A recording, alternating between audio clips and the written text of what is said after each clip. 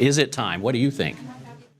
Are you aware of all the abuses? So no comment here from State Senator Shawnna Bolick, a key state lawmaker who created or helped create Arizona's private voucher program for education.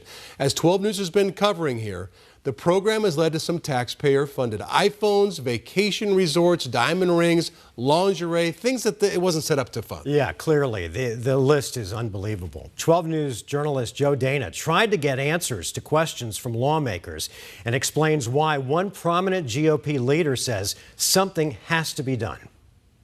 As we continue to get more details about the private school voucher program, we finally had the chance to ask two key Republican lawmakers about what they'll do, if anything. iWatches, iPhones, vacation resorts, diamond rings, lingerie, an above-ground pool, $800 baking mixers, and more. The list of questionable or just outrageous purchases by parents uncovered by 12 News through public records requests. Republican lawmakers can't say they weren't warned. In 2022, state legislator Shawnna Bolick and her GOP colleagues pushed through the voucher expansion. Many Democrats and educators warned at the time, without accountability, it would lead to unchecked spending. Already, taxpayers have paid for bouncy houses, high-tech home gyms, family freezers. This bill even makes it worse. It's an unaccountable fiscal nightmare. What's in your bill to make sure that this doesn't happen? Bolick and Republicans declined to add accountability measures. I know there's probably still a little bit of work maybe that needs to be done on this bill. Why would we not want to expand more school choice opportunities here in Arizona? And I vote aye. Now, 3 years later, State Party Chair Gina Swoboda says something needs to be done, telling our Mark Curtis, parents need choice. That being said, we need risk-limiting audits. We need to do something to ensure that this is cut off. It's a rare acknowledgement, as Republicans have mostly stayed silent about alleged abuses. Swoboda said there's not enough staff at the Department of Ed to oversee ESA spending. I will concur that there are people that are taking advantage of that system. When you expand it rapidly and you don't staff up for it or put guardrails in place, this is where we are now. Swoboda praised 12 News reports for exposing abuses, but she stopped short of saying the law needs to change to cap ESAs. On Tuesday, we tried to speak with Senator Bolick about the GOP chair's comments. Just yesterday, the Arizona GOP chair said it is time to look at guardrails for the private voucher system. Is it time? What do you think? Are you aware of all the abuses that we've continued to uncover? We've also tried to speak with Senate President Warren Petersen. He answered one question about funding. We're not done with education funding. In fact, I led on Prop 123. We've tried really hard to get that done this session. But my next question about vouchers, no luck.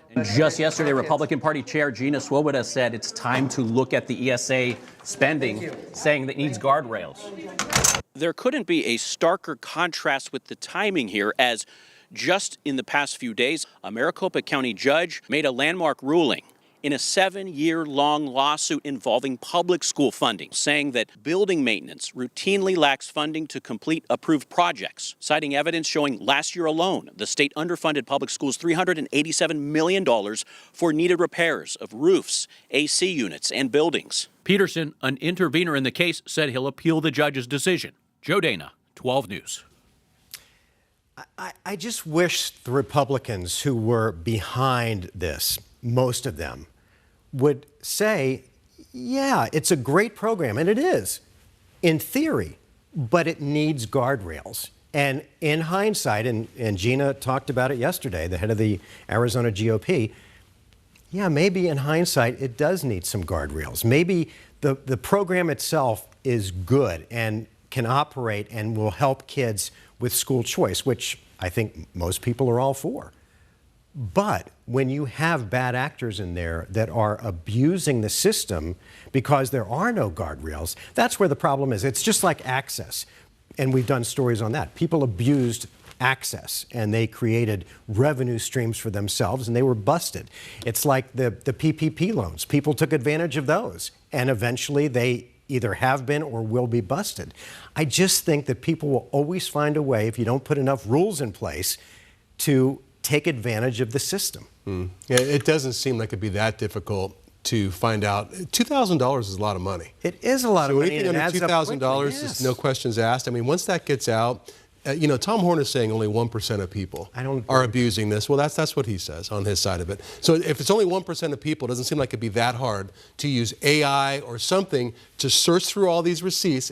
If Craig, who's been working this for us, our reporter, is able to find all these things just by looking at it, And they only looked at it for a few hours, right? It shouldn't be that hard to pinpoint the abusers of the system and then let the system work the way it was intended to work. Yeah.